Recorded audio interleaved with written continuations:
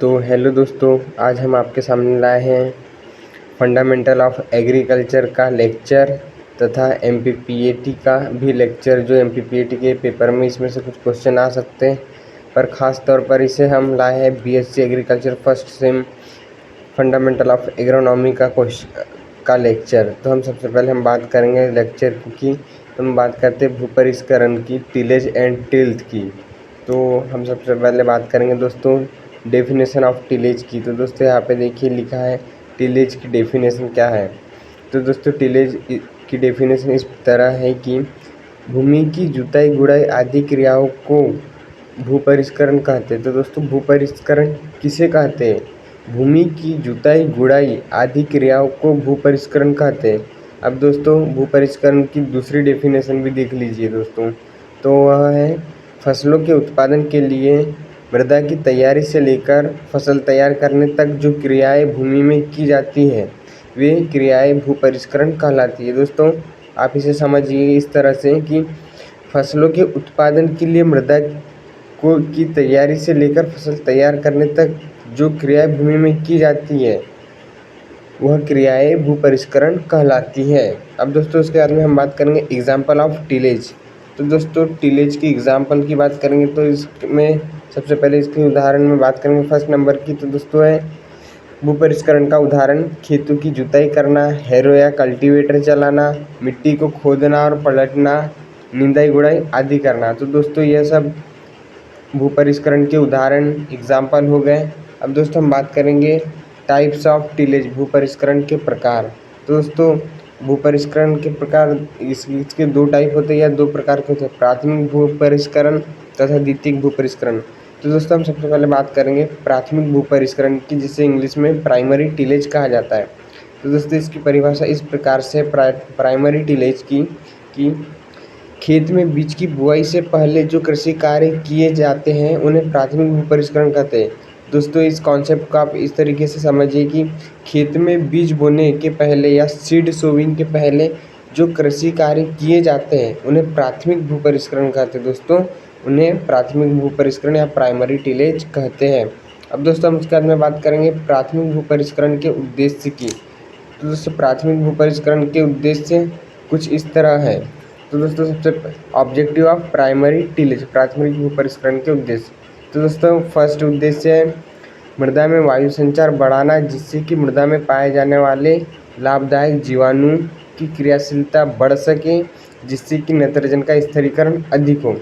तो दोस्तों इसे आप समझिए मृदा में वायु संचार बढ़ाना, मृदा में वायु संचार बढ़ाना जिससे कि मृदा में पाए जाने वाले लाभदायक जीवाणु की क्रियाशीलता बढ़ सके, जिससे कि नाइट्रोजन का स्थिरीकरण हो। अब दोस्तों बात करते हैं अपन सेकेंड उद्देश्य की। तो दोस्तों वह इस प्रकार है खेतों में बुआई सीड सोविंग के पहले मृदा में कार्बनिक पदार्थों को मिलाना, जिससे कि पौधे जरूरी पोषक तत्वों को ग्रहण कर सके। दोस्तों थर्ड देखिए खेतों में उपस्थित खरपतवारों का जुताई तथा निंदाई गुड़ाई द्वारा नियंत्रण करना, जिससे कि फसलों का उत्पादन रेड्यूस या कम होने से बचाया जा सके। तो दोस्तों खरपतवार नियंत्रण का इस तरह से देखिए खेतों में उपस्थित खरपतवारों का जुताई तथा निंदाई गुड़ाई द्वारा नियंत्रण करना, खेतों में उपस्थित खरपतवारों का जुताई तथा निंदाई गुड़ाई द्वारा नियंत्रण करना, जिससे कि फसलों का उत्पादन कम होने से बचाया जा सके। अब दोस्तों हम बात करेंगे इसके बाद में चौथे पॉइंट की। तो इस प्रकार है भूमि की जुताई करना, जिससे कि मृदा की जल धारण क्षमता बढ़ सके तथा मृदा में नमी की मात्रा बनी रहे, मृदा में नमी की मात्रा बनी रहे, जिससे कि बीज शीघ्र अंकुरित हो सके तथा पौधों में शीघ्र वृद्धि हो जाए। इसे और एक बार समझिए भूमि की जुताई करना, जिससे कि मृदा की जल धारण क्षमता बढ़ सके तथा मृदा में नमी की मात्रा बनी रहे, जिससे कि बीज शीघ्र अंकुरित हो सके तथा पौधों में शीघ्र वृद्धि हो जाए अब दोस्तों इसका जो नेक्स्ट पॉइंट है, लास्ट पॉइंट, उसकी हम बात करते हैं। तो भूमि की जुताई करना जिससे कि उसमें उपस्थित कीट व रोग तथा उसके अंडे एवं लार्वा नष्ट हो जाए तथा भूमि का उपजाऊपन बना रहे, जिससे कि पौधों का उत्पादन बढ़ता है। दोस्तों इसको अपन एक बार और रिपीट करते हैं लास्ट वाला पॉइंट। तो इसमें लिखा है भूमि की जुताई करना जिससे कि उसमें उपस्थित कीट व रोग तथा उसके अंडे एवं लार्वा नष्ट हो जाए, तथा भूमि का उपजाऊपन बना रहे, जिससे कि पौधों का उत्पादन बढ़ता है। अब दोस्तों उसके बाद में हम बात करेंगे सेकेंडरी टिलेज की। तो दोस्तों द्वितीयक भू परिष्करण क्या होता है? सेकेंडरी टिलेज, तो इसकी परिभाषा इस प्रकार है। भूमि में बीज सीड सोविंग बुआई के बाद फसलों की कटाई तक जो भी कृषि क्रियाएं की जाती है उसे द्वितीयक भू परिष्करण कहते हैं। तो दोस्तों इसे और एक बार देख लीजिए। भूमि में बीज की बुआई के बाद फसलों की कटाई तक जो भी कृषि क्रियाएं की जाती है उसे द्वितीयक भू परिष्करण कहते हैं।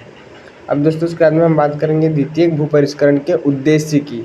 तो दोस्तों द्वितीयक भू परिष्करण के जो उद्देश्य है वो इस प्रकार से है कि फसलों में मिट्टी चढ़ा देना, जिससे कि पौधों को गिरने से बचाया जा सके तथा इनकी उपज में वृद्धि हो सके। इसका उदाहरण है जैसे आलू, गन्ना, मक्का।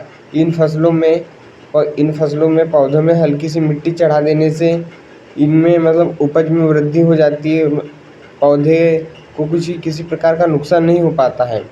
अब नेक्स्ट पॉइंट देखते हैं, सेकंड वाला, खेतों में निंदाई गुड़ाई करके खरपतवारों को नष्ट करना ताकि उत्पादन अधिक हो सके। दोस्तों खेतों में निंदाई गुड़ाई करके खरपतवारों को नष्ट करना ताकि फसलों का उत्पादन अधिक हो सके। अब दोस्तों उसके बाद में हम बात करेंगे थर्ड पॉइंट की। तो थर्ड पॉइंट इस प्रकार से है कि मृदा कटाव को रोकने के लिए खेतों में फसलें लगाना, जिससे कि मृदा संरचना बनी रहे।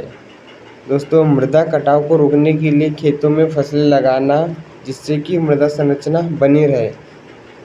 अब दोस्तों हम बात करेंगे इसके लास्ट पॉइंट की। तो लास्ट पॉइंट इस प्रकार से कि खरपतवार रुख को नष्ट कर देना, जिससे कि फसलों को नुकसान होने से बचाया जा सकते हैं। खरपतवार रुख को नष्ट कर देना, जिससे कि फसलों को नुकसान होने से बचाया जा सके। अब दोस्तों हम बात करेंगे टिलेज इम्प्लीमेंट्स, भू परिष्करण के यंत्र। दोस्तों भू परिष्करण के यंत्र में अपन पहले बात करेंगे प्राथमिक भू परिष्करण के यंत्र। तो उसमें दोस्तों सबसे पहले लकड़ी का हल या देसी हल, जिसे वुडन प्लाऊ कहते हैं। मोल्ड बोर्ड हल, तो दोस्तों इसे तो मोल्ड बोर्ड प्लाऊ इंग्लिश में कहते हैं। अब दोस्तों थर्ड नंबर का है डिस्क हल। दोस्तों इसे भी इंग्लिश में डिस्क हल कहा जाता है, डिस्क प्लाऊ। दोस्तों सब सॉइल हल, तो इसे इंग्लिश में कहा जाता है सब सॉइल प्लाऊ। नेक्स्ट है दोस्तों चीजल हल, तो इसे भी इंग्लिश में चीजल प्लाऊ कहा जाता है। उसके बाद में दोस्तों मेड बनाने वाला हल, इसे रिज प्लाऊ कहते हैं। रोटरी हल, जिसे रोटरी प्लाऊ कहते हैं। अब दोस्तों लास्ट वाला है बेसिन लिस्टर। दोस्तों इसे इंग्लिश में भी बेसिन लिस्टर ही कहा जाता है। अब दोस्तों उसके बाद में हम बात करेंगे द्वितीयक भू परिष्करण में काम आने वाले यंत्रों की। तो इस प्रकार दिए हुए फर्स्ट है ट्रैक्टर चालित कल्टीवेटर, ट्रैक्टर ड्रॉन कल्टीवेटर। दोस्तों सेकंड वाला है स्वीप कल्टीवेटर, इसे इंग्लिश में भी स्वीप कल्टीवेटर ही कहा जाता है। अब दोस्तों थर्ड वाला पॉइंट है उसमें डिस्क हैरो। तो दोस्तों इसका भी उपयोग डिस्क हैरो, तो दोस्तों इसको भी इंग्लिश में डिस्क हैरो कहा जाता है। अब उसके बाद में देखिए दोस्तों चौथा पॉइंट जो है वो है ब्लेड हैरो, तो उसको भी इंग्लिश में ब्लेड हैरो कहा जाता है। उसके बाद में दोस्तों पाटा रोलर, प्लैंक एंड रोलर। अब दोस्तों जो लास्ट पॉइंट दिख रहा है सीड ड्रिल, तो दोस्तों यह एक भू परिष्करण यंत्र है, पर दोस्तों इसका उपयोग हम सीड सोइंग के लिए किया जाता है। तो दोस्तों ये जो सीड ड्रिल का प्रयोग है यह भूमि में बीजों को बोने के लिए सीड ड्रिल का प्रयोग किया जाता है। अब दोस्तों इसके बाद में हम बात करेंगे नेक्स्ट वीडियो में। ओके दोस्तों, थैंक यू।